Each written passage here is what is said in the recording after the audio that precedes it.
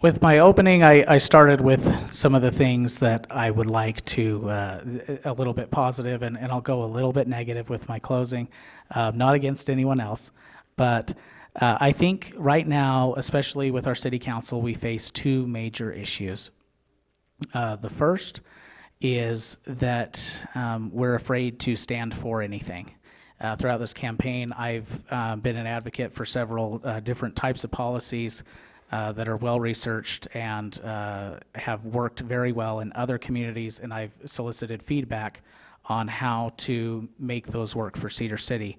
And the vast majority are very receptive to that and want to work to try to find things that work. But there are some that are very loud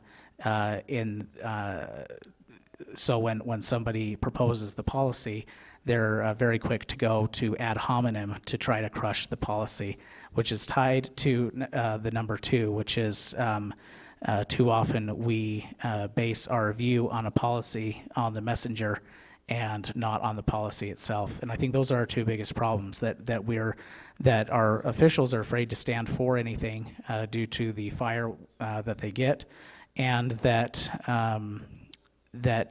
too often we judge policies based on who is presenting them. I would like to see both of those problems go away.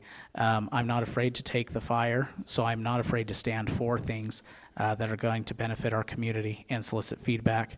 And I am not afraid to check my ego at the door and listen to the message, no matter who the messenger is. Our council needs more of that, and I intend to do it. Vote Melling for Cedar City Council. Thank you, Tyler. Adam, go ahead. Our city needs leadership, and we're seriously lacking in that department right now. And so when I decided to run for city council, I spent a lot of time not actually in city council meetings, but watching them on my computer at home, because that's when I'd have time to see them. As a small business owner, as a father, with the many hats that I wear, I wasn't able to make it to city council meetings.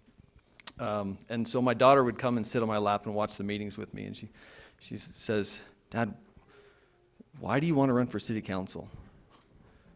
And I said, "Because if I don't, those people that I don't agree with will. And yes, it's going to be a burden on me, it's going to be a burden on my family, but I think it's important. I'm not running for city council because I need a boost of my ego. I'm not running for city council because I need something else to do. I'm running for city council because I love Cedar City. I want to see this town grow in a proper way that will allow all of us to enjoy this town. I want to see the events that we've had for years carry on in a way that benefits the community. I want to see our parade down Main Street continue to grow. I want to see that the city infrastructure is taken care of. I want to end to the backbiting and bickering in city council between the council candidate or the council members. I want to have civility back in city council, and I want to have leadership. And I think that if we can elect people that have a little bit more of a backbone, I think that we can have that leadership back into our city council. All right, thank you. Jeremy, I assume you have a closing statement from Terry? If re-elected, I will continue to carefully study every issue and make the best possible decision for the city and the taxpayers. I am a good listener and will maintain an open door to active communication and dialogue. Thank you for being here and participating in the democratic process. I will appreciate your vote November 5th. All right, and Craig's closing statement? Thank you for your involvement and interest in the process. Please make your voice heard on November 12th. Get out there and vote. Please vote Craig Isom for Cedar City Council. All right, Don, you get the last word.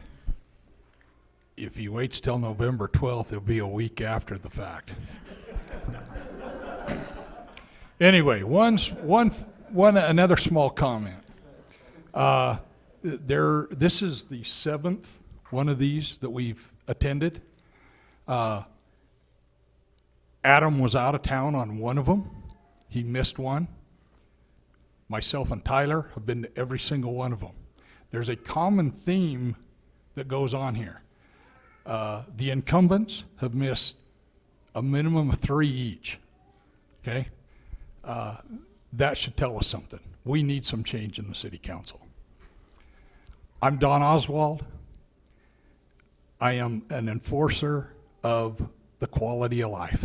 We need to maintain and uphold the quality of life that we have here in Cedar City.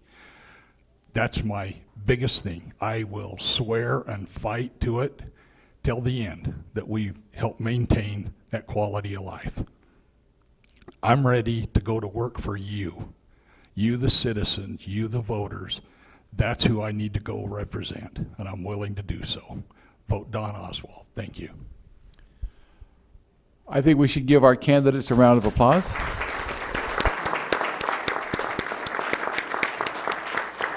Brad, please see me after the meeting for the slap that you deserve. Again, thank you for your participation tonight. We appreciate it. I've said this on the radio, and I'll say it again, and we have a show that runs Friday mornings called The County Seat. I don't know if you ever hear it. It's on pretty early. But the host of that show says something that I agree with. The government that we can have the biggest impact on as citizens is here in Cedar City and in Iron County. Our votes are diminished as we vote in state and then certainly in the national elections. But here we have the best interface we have. If we don't take advantage of that by being in events like this, and then certainly making our voices heard when we have those opportunities, not just at the polling places, but other places too, then we're not doing the job that I think Jefferson had in mind for us as citizens. So please, continue to be involved and continue to make your voices heard. And please be careful on your way home. Thank you for coming. Thank you, Dr. T.